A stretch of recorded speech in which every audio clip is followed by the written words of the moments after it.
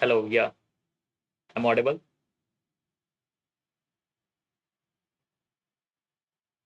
All right, welcome back to the new class. And this is going to a marathon for you. We will conduct all the classes from now till XAT at 10 p.m. sharp. So we'll do all the PYQs and we'll prepare the best and give you the best. So without wasting much time, let's start the question. This is the first question. Please start.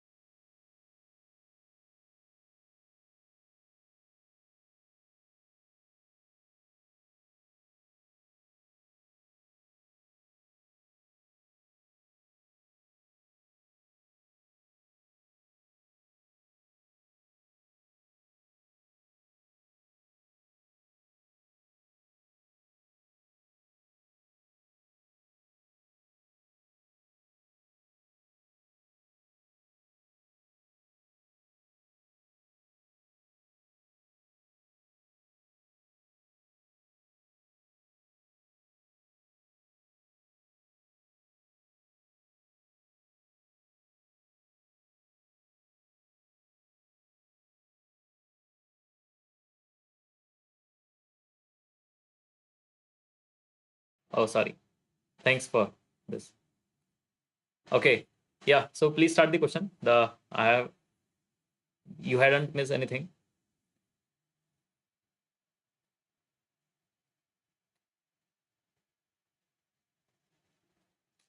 Everything fine now? Let's start this question.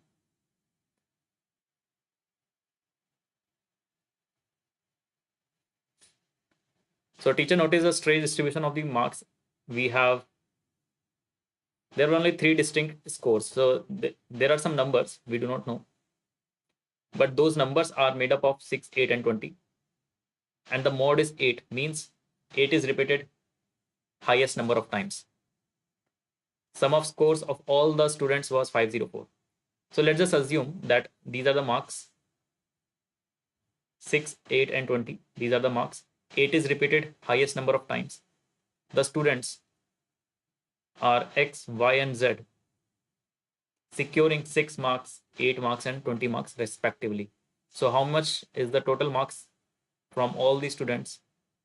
It is 6X, 8Y, and 20Z. Adding all of them, it is equal to 504.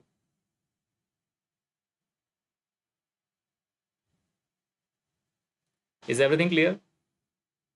Please update.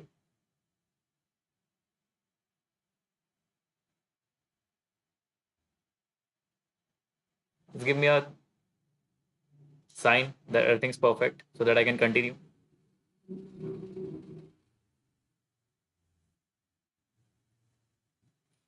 Now at this particular stage, we can say that y is the number of students having 8 marks.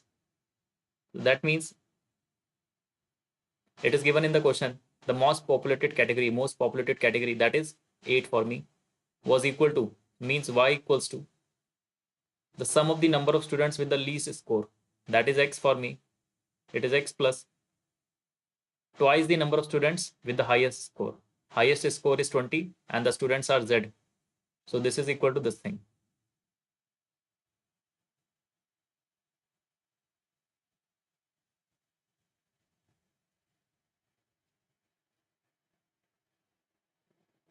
Is it clear? Is this language clear to you?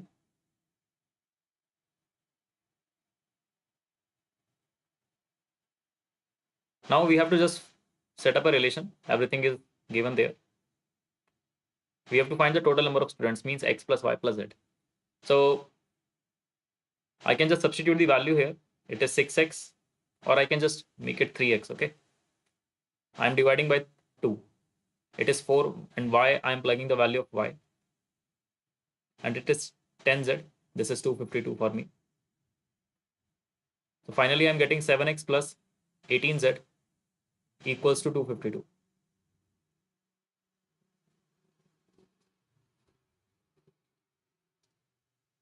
Okay. So we have to just find the solutions for this particular equation. Now it's like a special equation. You have to do a hit and try approach. Okay, do not get confused that there are only 2 equations, but you have to find the value of 3 variables. So it is possible. Hit and try approach is there. So when I assume, let's suppose 18, it is divisible by 18, I guess, because it is divisible by 2 and it is divisible by 9. Divisibility rule I can check. So yes, it is divisible by. So when I plug x equal to 0, z is how much? 18, 18, it is 72 and 4. Correct? Yeah. So these are the values of x and z from this particular equation. I have done the hit and try approach. Fine, thank you. I have to find the next value of z. The next value can be found with the help of x coefficient. So it must be reduced by 7. And in the particular case, x will be increased by how much? 18. So it becomes 18. Now I will not reduce this thing, of course, because it will become 0. So this is the only possibility satisfying this equation. Then what is the value of y? If I substitute it back in this equation, I can say y equals to x plus 18 plus 7 into 2. 18 plus 14, 32. So this is the value of y. So how many students are there? The students are x plus y plus z. X is 18 for me, y is 32, and z is 7. So it is how much? 57 students are there. So beautiful question based on special equation more and statistics, I can say. So this is the beauty of Z exam. Hello Sanskriti. This is the beauty of Z exam, that you have 2 concepts mixed in each of the questions. And you will see our variety of questions in today's class. You start loving them and they will start getting solved. So we'll see you in the next question now. Here it is. Solve it. The question is based on, you can clearly see there is something summation and then there is a log. So give it a try, plug the values, think what can be the next step. All the best.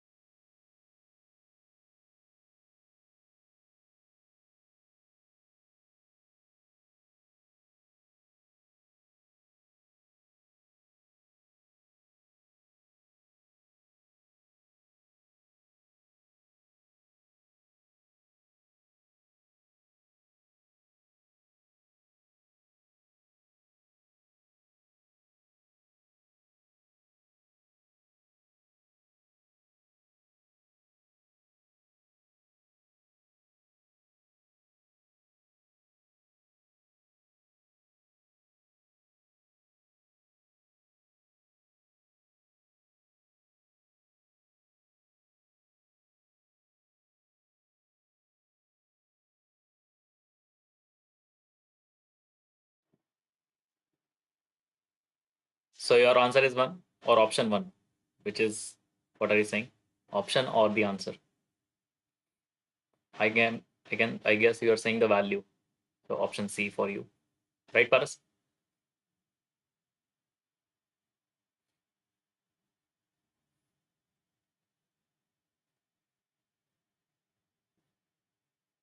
So I'm giving you some more time for the remaining members.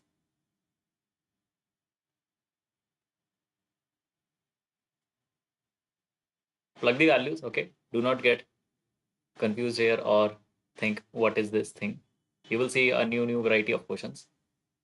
Just plug the value and apply the fundamentals of log.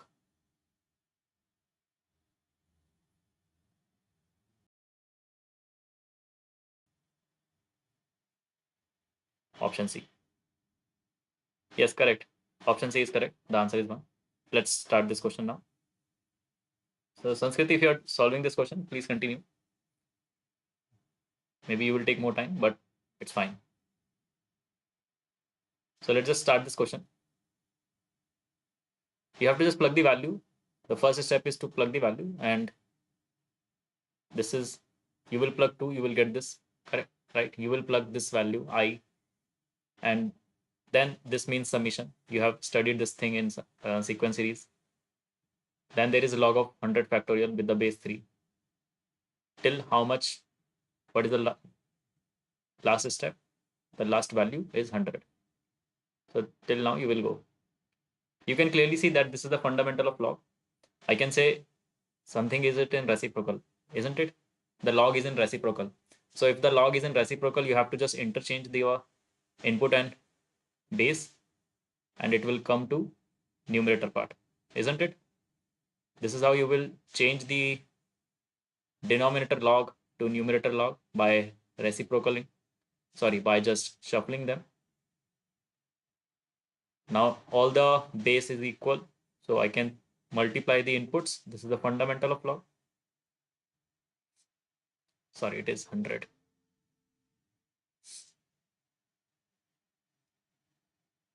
So this is how you multiply, and then you can say it is log 100 factorial with the base 100 factorial. So the answer is 1. Yeah, it's a PYQ question. Is it clear?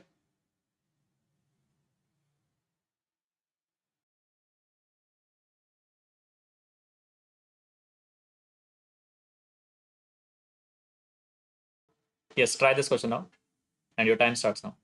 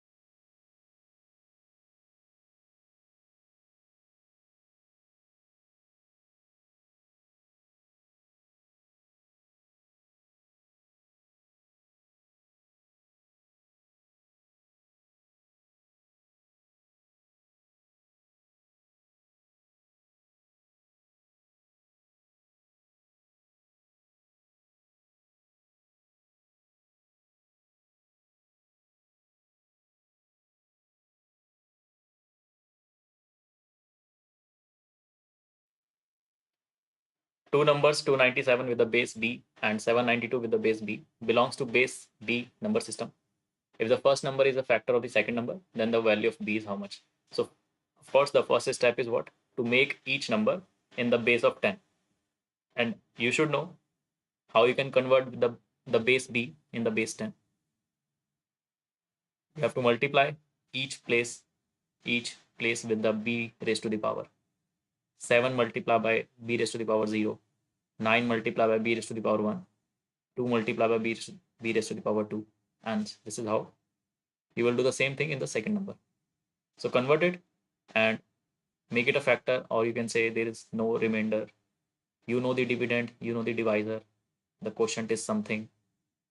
Find out that quotient. Quotient must be a integer, right? So which value satisfies? Think.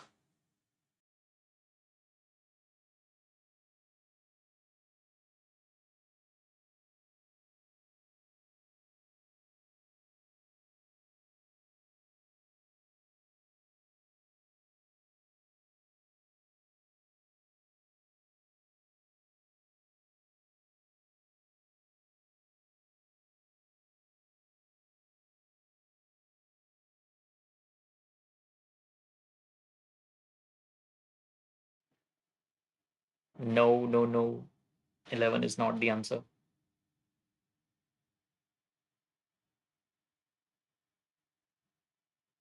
Cool.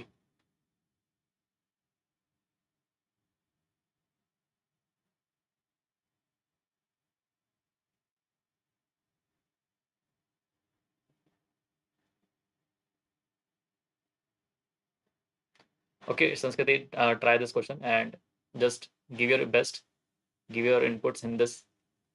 And of course, if you get stuck, we are here to solve it. So, anyone, an answer for this question?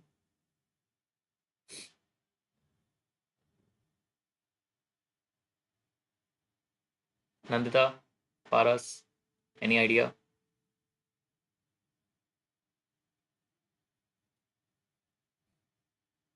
Let's just start the question. You please continue.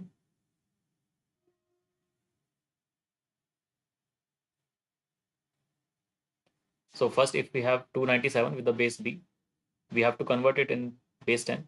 The method is like 2 is multiplied by. See, this is something like unit place, this is tens place, and this is 100 place. So 100 place, something like this, b square. Tens place, b raised to the power 1. And unit place, b raised to the power 0. This is how you convert each number in base 10. Same things for the 792. So it will give me 7b square plus 9b plus 2, right? So that's my dividend. This is my dividend. And that's my divisor. Okay, so we know that dividend, I'm writing it in small letters. Dividend equals to divisor. Divisor is 2b square plus 9b plus 7 and something quotient. And because it is perfectly divisible, it is a factor. So remainder is 0. Okay. Now we have to find the particular value of k, or sorry, the particular value of b which satisfy this equation. So let's just find it out.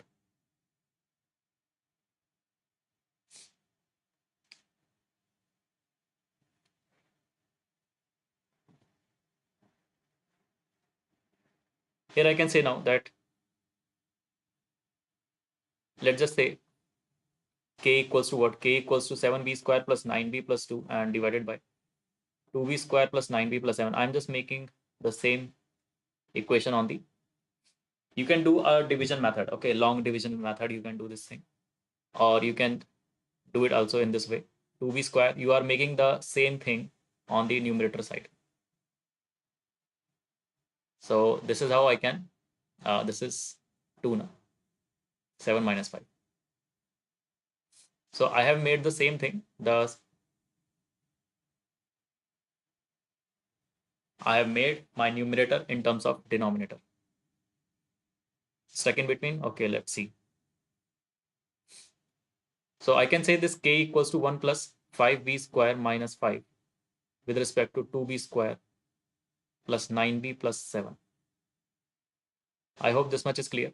I'm just making it something which is less than the dividend. Sorry, less than the denominator.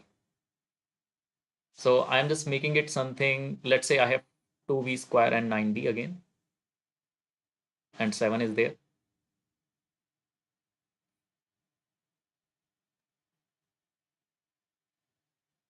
So let's just divide this thing. I can make it something, what, 2b square I can say, plus, or I'll just make it 2b square plus 9b plus 7 and 3b square minus 12. Right? It is still minus 9b. Still balancing. This is how I can go. Or I can just divide it here also. So if I divide it here, 5b square minus 5. I can do factorization. Yeah, it is also possible. But let's say I do the factorization at this step. Maybe something works. And I can say this can be factorized to 2b plus 1 times, sorry, 2b plus 7, I guess. There would be 2b and 7b, 2b, b plus 1. Is it correct? 2b square, 7b, 2b, 9b, and 7. Yeah, correct. This is getting cancelled. Yeah, perfect.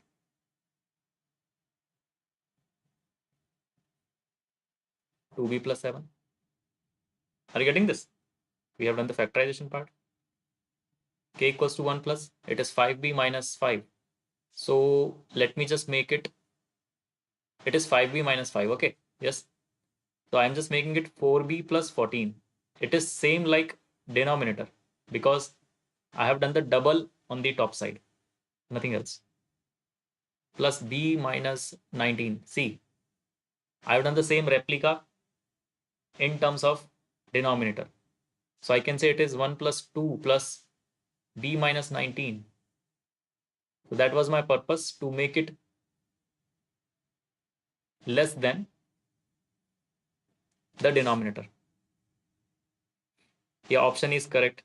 Very good, Sanskriti. Now I can clearly see that b must be what? B must be at least 19.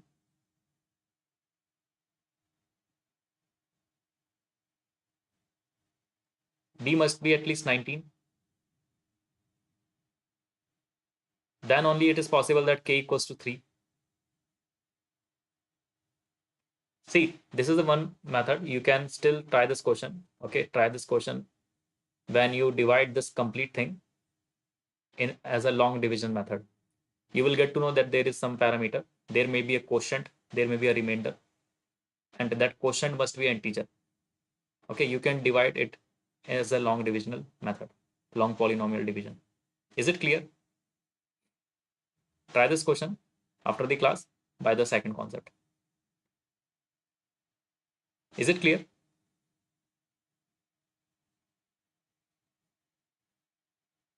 Moving to the next now. Here is it. Try this one. Question you can see based on circles. Draw the picture. I'm giving you some more time for this one.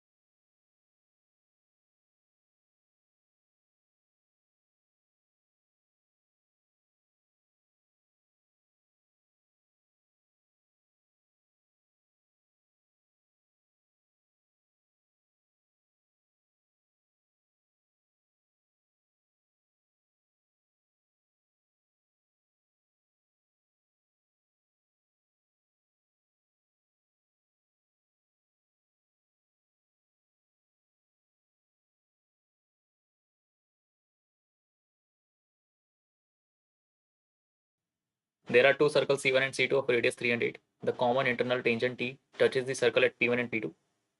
The line joining the centers of the circles intersect T at X. The distance of X from the center of the smaller circle is 5 units.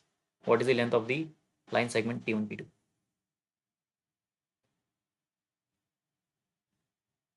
So when you have drawn the picture, okay, try to visualize this thing. And once you have done the visualization, the concept, let me know what is the concept here, or if something's, how is it possible? No, mic is on.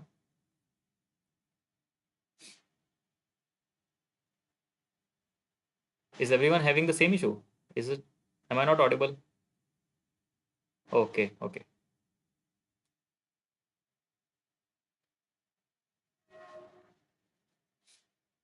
Okay, so have you visualized? Have you drawn a picture? Comment what is the topic name? What is the name of the topic? You must have seen that. Let me draw the picture. So there are two circles.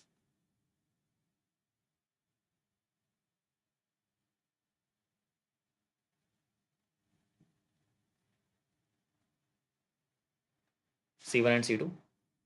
There's a line which is a tangent for both of them, touching the circle at P1 and P2. The center is 3, the radius is 3 and 8.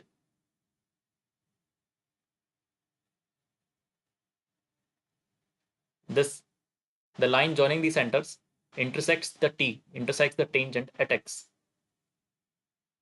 The distance of X from the center of the smaller circle. The distance of X from the center of the smaller circle is 5 centimeter. We have to find P1, P2. So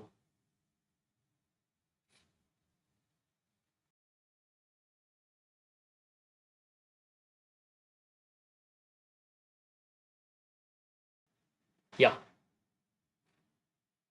Got any idea? What is this topic? So this is the picture. Now try to solve this question. You have to find P1, P2. This must be familiar.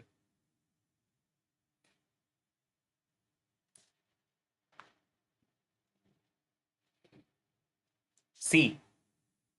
And what is the answer? Like greater than 14. 14 point something. Okay, fine. Yeah, I think it is right. Very good. So this is a 90-degree figure. Radius and tangent met at 90. This is 90, 90. They are equal, like opposite angles, vertically opposite angle.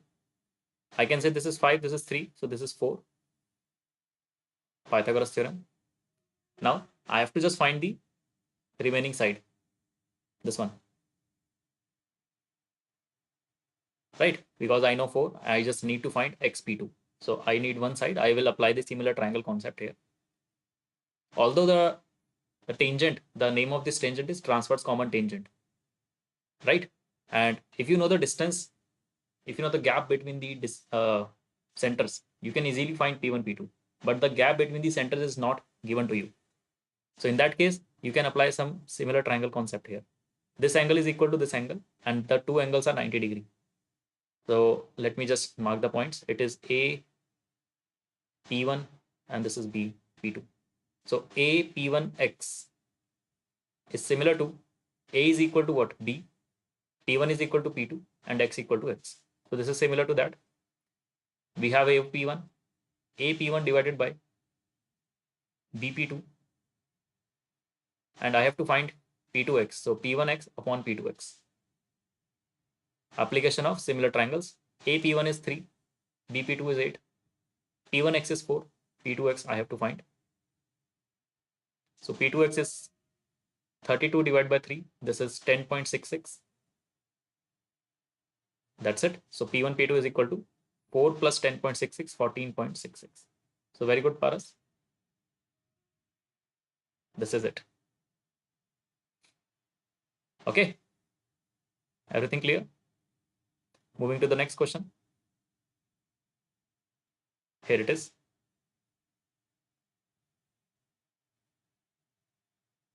And your time starts now.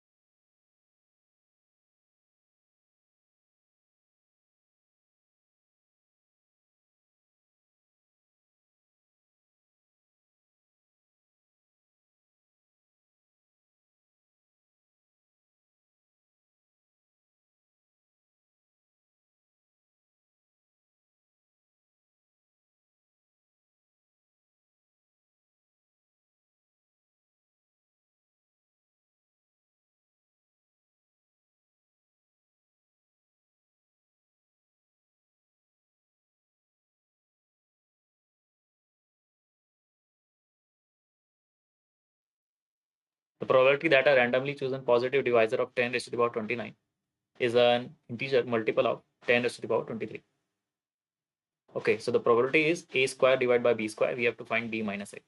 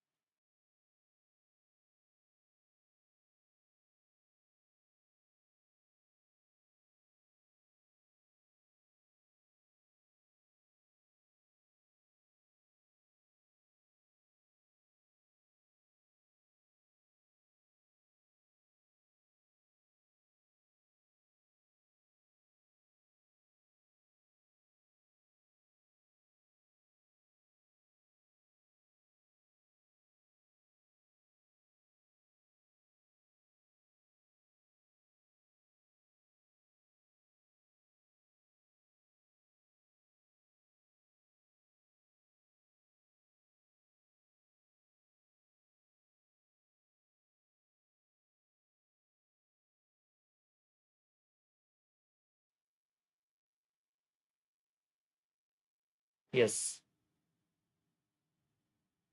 Yes, Palak. What's your answer?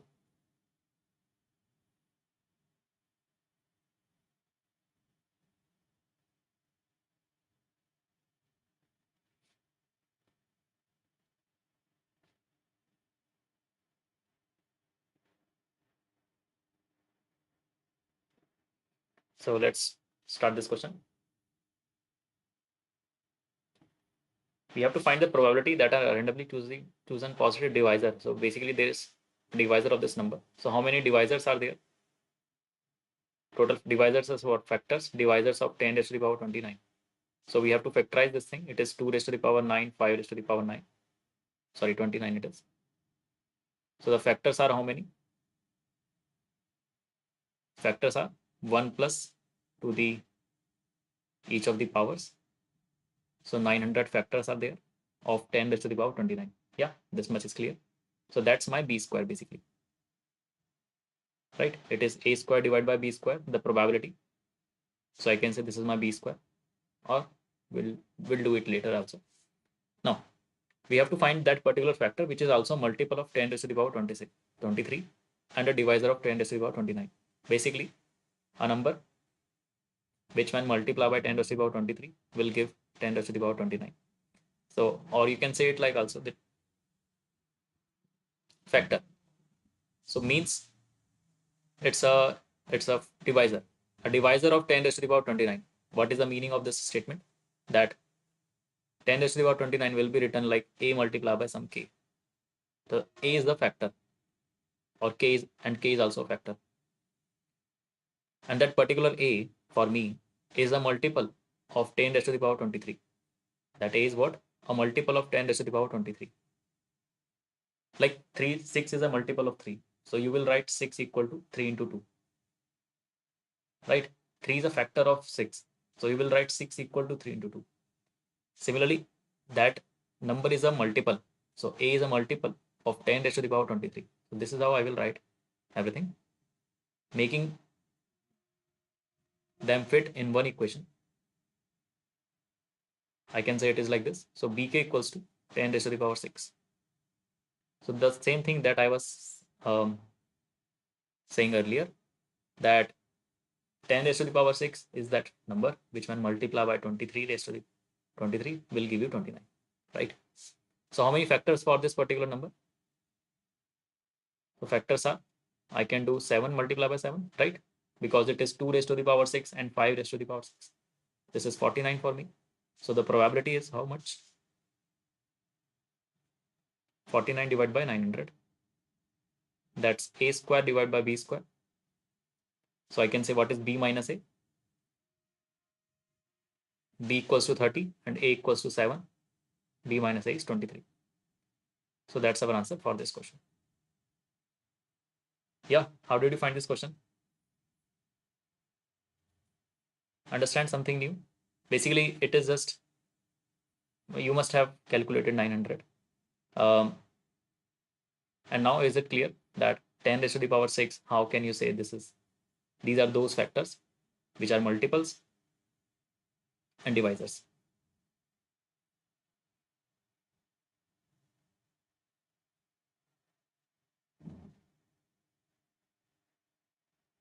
Is this clear? Moving, can we move to the next? Everything's on, everyone is on the same page? Everything's clear? Okay, fine. Thank you. Yeah. One, again, a small in length. Let's see if it is lengthy or not. Think.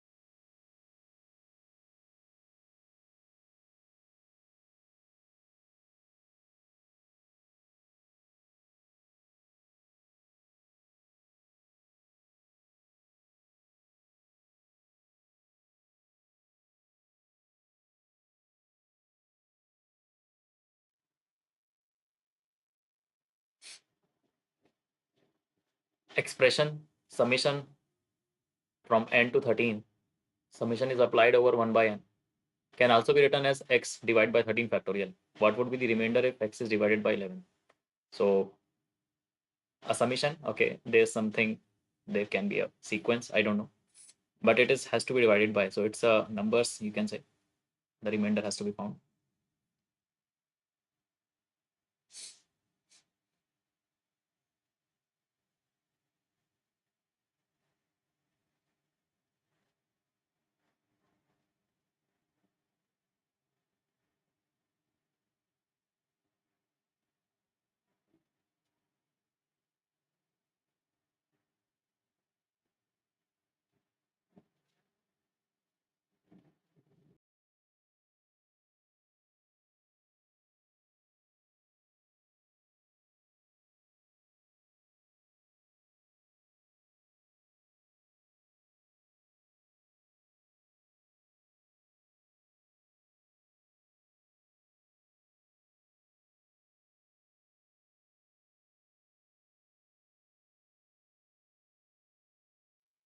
Nine, very good, Paras. 9 is correct. It's a good question, right?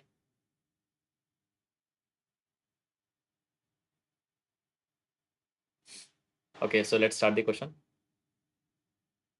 When you plug n equals to 1, we can say this is 1 by 1. You plug n 2, you can say it is 1 by 2, then 3, and the last number you will plug is 13. You have to add all of them, and it is said that the sum of all the numbers is equal to x divided by 13 factorial. Now we have to find the remainder when x is divided by 11. Basically, I have to find the x. So x equals to 13 factorial divided by 1, 13 factorial divided by 2, isn't it? When I shift this 13 factorial to the other side, 13 factorial divided by 11, 13 factorial divided by 12, and 13.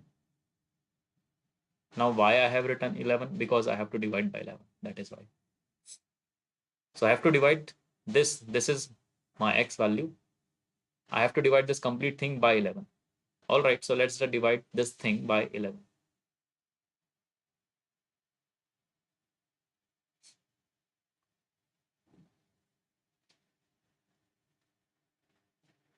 So dividing this thing by 11, I can say this is perfectly divisible, isn't it? The remainder is 0 from here. In 13 factorial, you will find the 11. So the remainder is 0. You can still find the 11. That's why it is 0. It is not necessarily that you have to divide by 2. Okay, that it is fine. But officially, we have to divide by 11. So you can divide by 11 till here. This is also divisible by 11. Remainder 0. This is also divisible by 11. But in this particular case, it is not divisible by 11. Because already there are two 11s right now. 1 11 can cancel only 1 11. So we are having the rest of the part from the factorial. I can say now, this factor will give me 13, 12, 11 has been already cancelled by the 11 which is here. The remaining thing is 10, 9, 8. This is 10 factorial for me. This is the remaining part from here. Right? Is this clear right now? I have cancelled only 1 11. Now I have to divide the remaining part by another 11. So when I divide this thing, I can say the remainder equals to 2 from here, 1 from here, and it is what? 10 factorial divided by 11. It is a Wilson theorem. So when you divide 10 factorial by 11, the remainder is -1. So the final answer is -2, and it is +9 in positive terms. So that's our answer. Yeah, a beautiful question based on Wilson theorem. Are you getting it? Like, how are the questions being framed?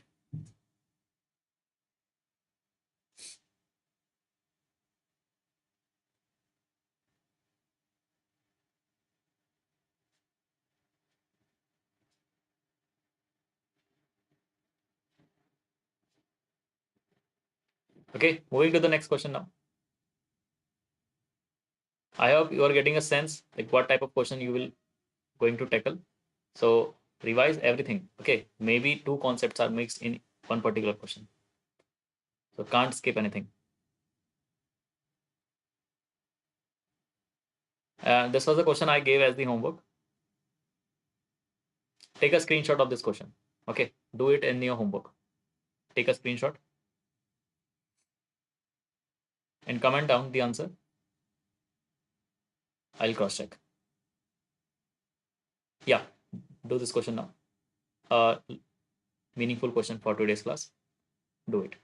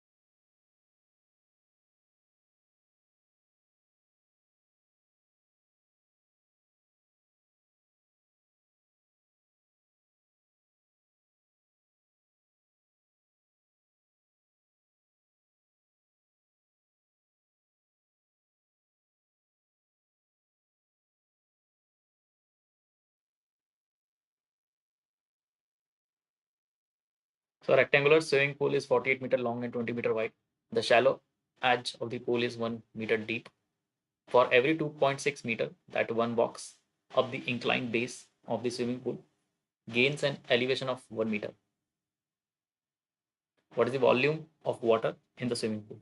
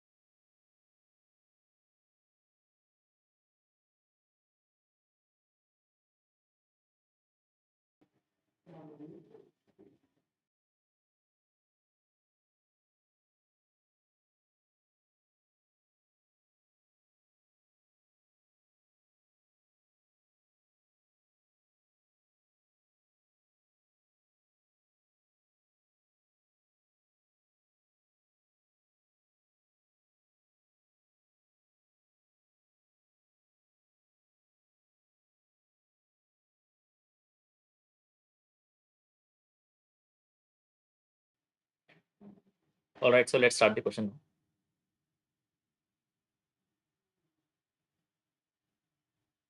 Okay, so we have to imagine it a rectangular swimming pool. So there is a rectangular swimming pool. Let's say this is a rectangle part and it is 1 meter deep. So it is 48 cross 20 and 1 meter deep. Let's say somewhat like this.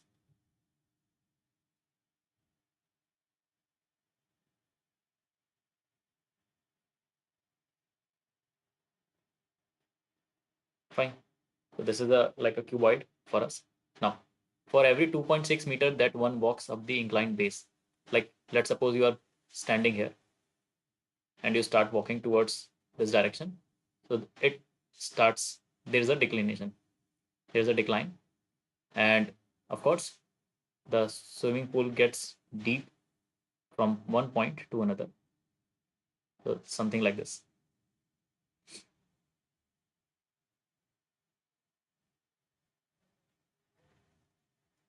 Now, have you imagined this thing? Can you imagine? Okay,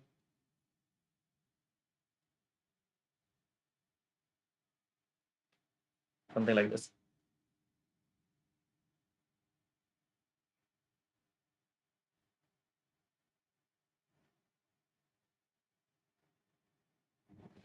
Fine. Is this clear? So this is how it is. This is the picture. So what is the meaning here? For every 2.6 meter that one goes, there is a decline, there is an inclination of 1 meter. You go 2.6 like this. Of course, you will walk in this direction. There is an inclination of 1 meter. So this distance is 1 meter. This much is 1 meter. Is this clear? For every 2.6 meter that you walk, you will gain a inclination of 1 meter. So this is how it is going on. We can say this is 2.6, this is 1.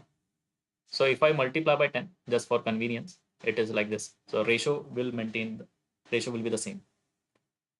I can say this is what? I will just find this value. It is 2 into 13. It is 2 into 5. Right? So this would be what? 2 into 12. We are familiar with the Pythagorean triplets. 12, 5, 13. 12 and 5 will become 13 and Pythagoras. So I can say this is what? 24 meter for me. And for this picture, it is 2.4 meter. Isn't it? This is 2.4 meter.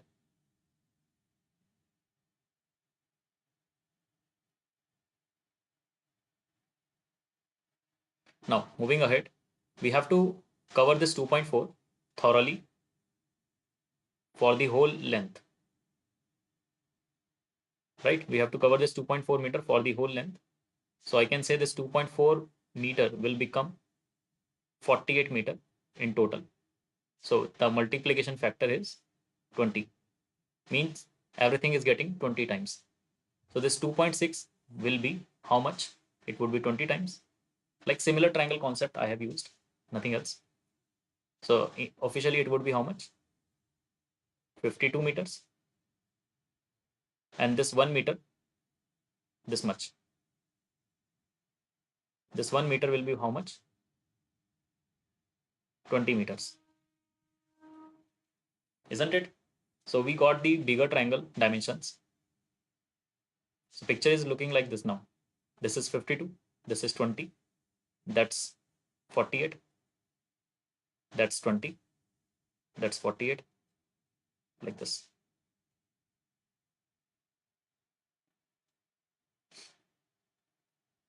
Something like this. Okay.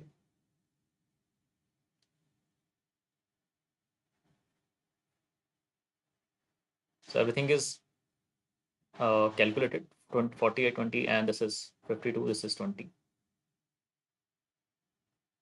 That's also 20.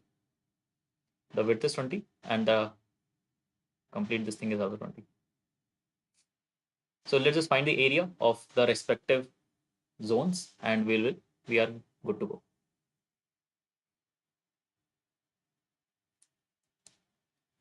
So finding the area here now, the area of the top cuboidal portion would be how much? The area of this figure would be 48 into 20, and the volume would be how much? It is 960 the area multiplied by the depth. Depth is 1. So the total volume is 960 meter cube. And the area for this particular triangle is half. The base is 48 and the height is 20. Right?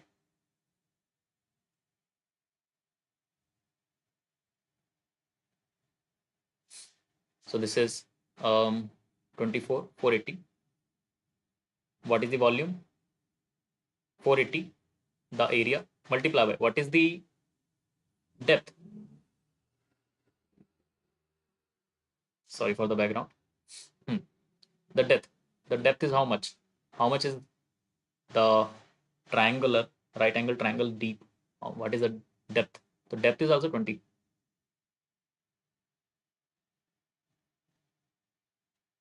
So 9600 meter cube. See this thing. This was the front side. This is the area part. And then this is also 20. Isn't it?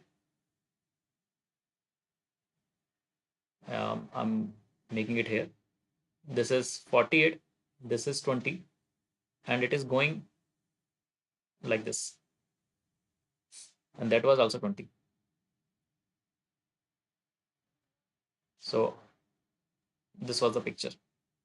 So I've calculated the area, half base into height, which is 48 is the base, 20 is the height, and the depth is also 20. So this was the total volume covered.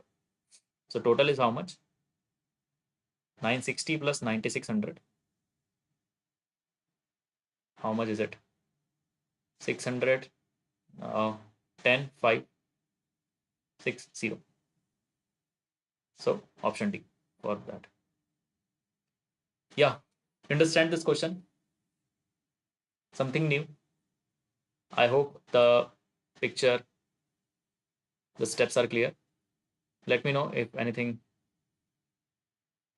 you have a doubt in.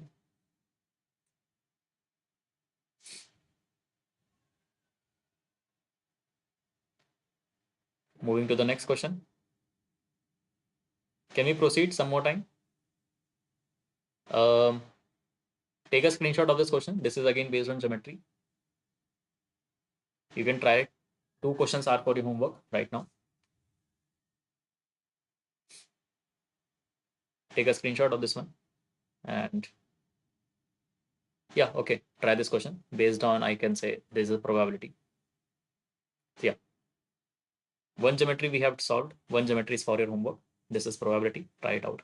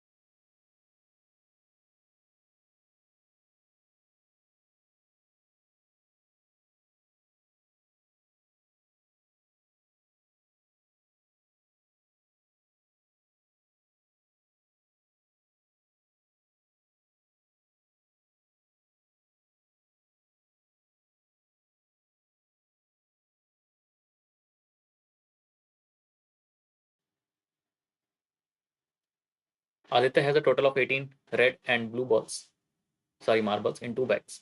Each bag has marbles of both colors. A marble is randomly drawn from the first and then from the second. Probability of both being red is 5 by 16. What is the probability of both being blue? So there are 2 bags, each having 2 types of marbles, red and blue. Total probability from red, one after the another, is 5 by 16. What is the probability of both of them to be blue?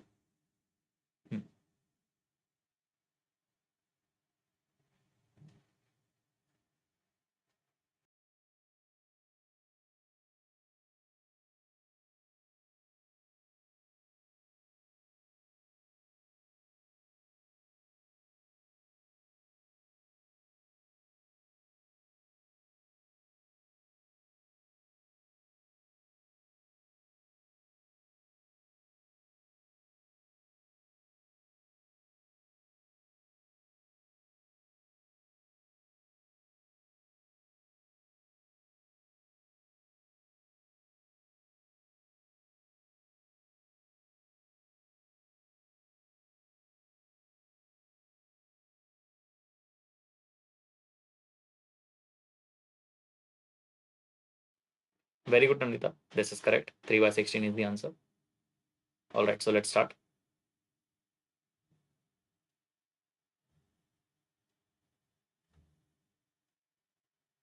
So we have first bag and second bag. There are some red marbles and blue marbles in each of them. We do not know how many. There are a total of 18. Okay, fine. Probability of from the first. Okay, we are having some probability here of the red. I'm not saying the quantity, I'm saying the probability. The probability of red ball from the first bag is something in the bracket. And then the probability of red ball after transfer is something. And their multiplication is equal to 5 by 16. This is given in the question, right? So there is a probability in those brackets. Now, what are the possibilities? 5 by 16, you have to just factorize this thing. So how can you factorize? It can be like this. This is the possibility.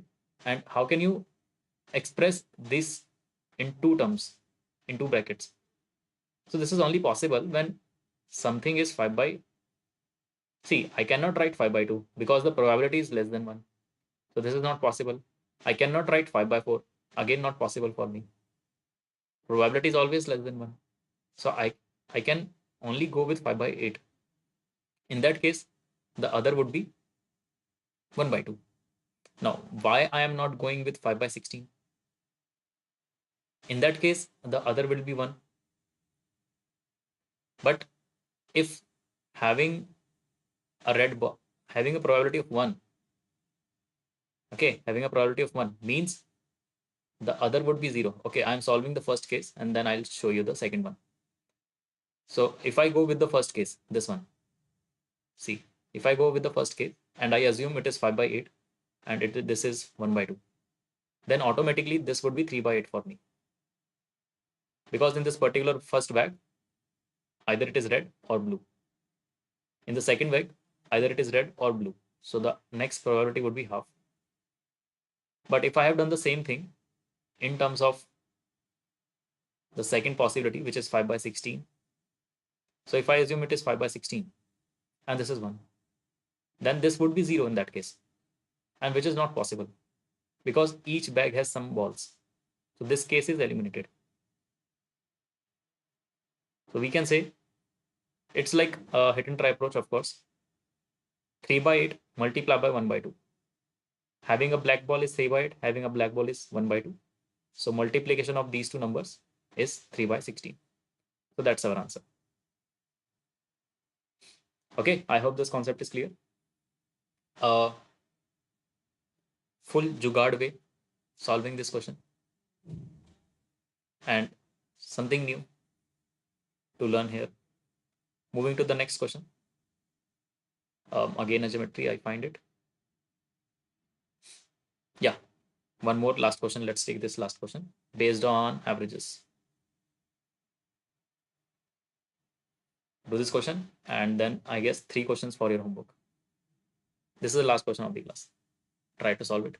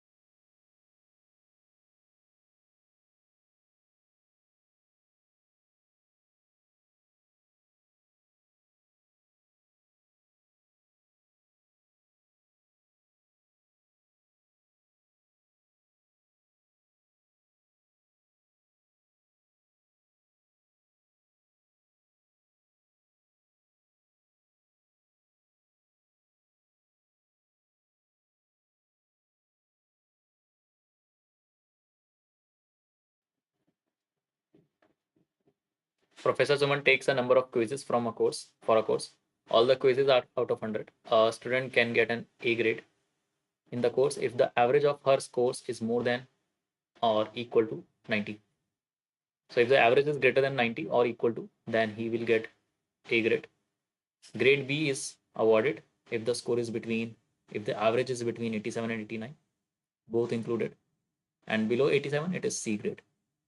Ramesh is preparing for the last quiz, realizes that he will score a minimum of 97 to get an A grade. But after the quiz, he scored 70 and he will just manage a B. Okay, just manage a B. So how many quizzes did Professor Suman take?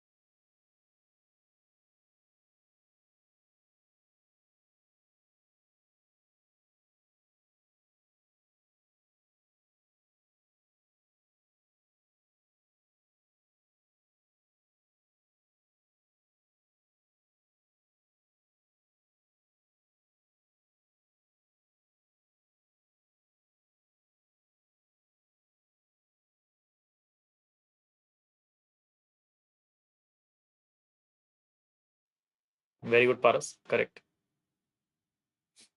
9 is the answer for the question. All right, so let's start. So let's suppose he has to give the final quiz and he is expecting minimum of 97 to get an A grade. So let's say these are the sum from the previous quizzes. He is getting 97 more. This is the total sum divided by these are the previous quizzes that he has already done and one more quiz in which he is hoping to score 97 marks and he will get an A grade. So minimum possibility to get an A grade is 90. So minimum possibility. So we can say x plus 97. This is a minimum possibility 90. 90 times n plus 1. Okay, fine. But he scored 70 marks and just manage a B. He just manage a B means these are the previous quizzes sum. He scored 70 and total quizzes are still 9 plus 1. But he just manage a B. Just manage a B means the minimum possibility to get a B grade is 87. The average of 87. Minimum possibility to get a B grade. So x plus 70 is equal to 87 times n plus 1, making them equal to one another. Let's just make it. So it is 90n, and I'm just shifting the value. I'm just shifting 97 on the other side. It is minus 7. That's x value. And from here, the x is 87 plus 17. Yeah. So it is 3n equal to 24, n equals to 8. So n equals to 8. So how many quizzes the Professor Suman has taken? 8 already done, plus 1, 9 quizzes. Is this clear? Okay. One more way to solve such type of question, to solve this type of question is, let's suppose he is hoping for 97, but he actually scored 70. So the gap is 27. So 27 marks, the gap of 27 marks. And he is hoping for A, but he gets a B. How much is the change in average? How much is the change in average? A will be at 90, but he just managed a B. So it is average of 87, minimum possibility. So the change in average is 3. So average is 3 and marks are 27. So for how many quantity? Like it is 27 equals to 3 into what? 3 into 9. So 9 quizzes he has taken. This is also possible. Right? Average, sum, and quantity. I hope both the approaches are clear.